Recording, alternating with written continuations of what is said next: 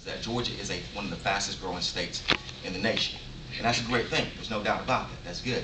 But let's don't forget, everybody that's moving here are not millionaires. In other words, they're going to need services. So at some point in time, we have to have revenue to provide those services, because we don't have a static population. We have a population that's growing and a population that's going to need services. So at some point, revenue has to become part of the equation. So let's talk about how to do that, get more revenue in. First, one of the things you can look at is the fact that you could have local collection of sales taxes. That's one avenue. The second avenue is, and that other states have also imposed this, which of course is what you call your sin taxes, whether you're talking about extra tax on alcohol or one on cigarettes.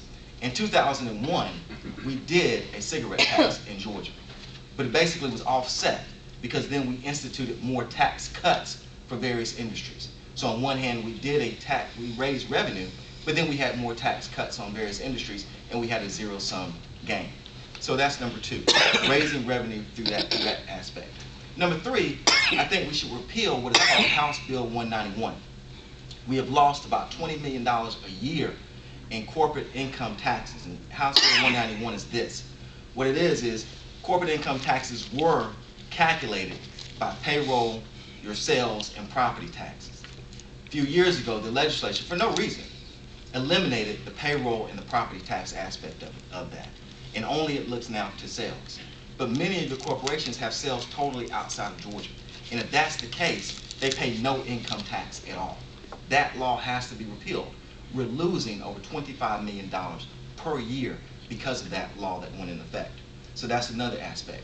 And then lastly, think about expanding the sales tax to internet, areas on the internet, to where that also receives a sales tax. It's nice to say that we can't raise revenue, but the fact of the matter is, if you have a population that's growing, you have to do it.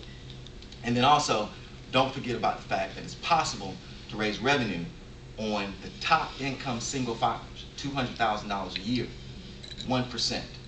And remember, when we talk about raising revenue, and we all like to say we don't want to raise revenue, and the one we try to do as painless as possible.